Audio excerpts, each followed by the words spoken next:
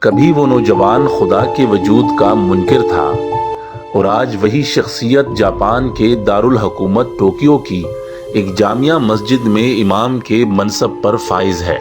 یہ محض ایک تبدیلی نہیں بلکہ ہدایت، جستجو اور سچ کی تلاش کا ایک ایسا درخشاں سفر ہے جو دلوں کو جھنجھوڑ دیتا ہے۔ یہ ہے جاپان کے شہر ماتسو موتو سے تعلق رکھنے والے مسلم نوجوان عبداللہ یوتا کوبایاشی کی حیرت انگیز کہانی۔ ایک ایسی داستان جو صبر، استقامت، عزم صمیم اور طلب حق کی روشن مثال بن چکی ہے۔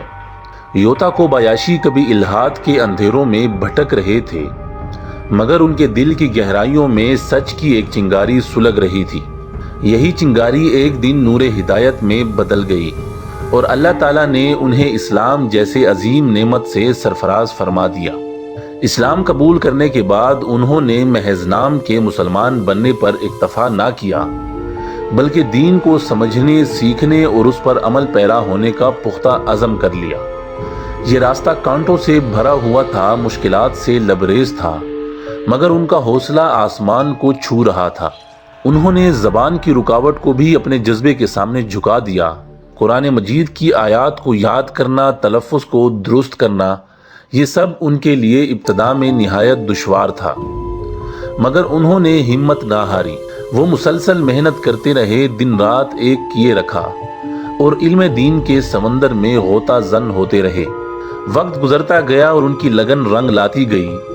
وہی نوجوان جو کبھی دین سے دور تھا، آج ٹوکیو کی مسجد دارالارقم میں امام کے منصب پر فائز ہے اور لوگوں کی رہنمائی کر رہا ہے۔ یہ صرف ان کی کامیابی نہیں بلکہ اللہ کی خاص رحمت اور فضل کا مظہر ہے۔ اس داستان کا ایک اور خوبصورت پہلو یہ ہے کہ جب وہ عمرہ کی سعادت کے لیے سعودی عرب روانہ ہوئے تو مسجد کی امامت کی ذمہ داری اپنے جڑواں بھائی کے سپرد کی۔ وہ بھائی جو خود بھی بعد میں اسلام کے نور سے منور ہو چکے تھے۔ یوں یہ دونوں بھائی آج اپنے شہر میں دین اسلام کی خدمت اور دعوت کا فریضہ نہایت خلوص اور لگن کے ساتھ انجام دے رہے ہیں۔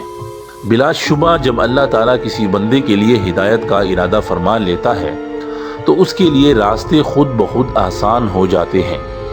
وہ نہ صرف خود راہ حق پر گامزن ہوتا ہے بلکہ دوسروں کے لیے بھی مینار نور بن جاتا ہے۔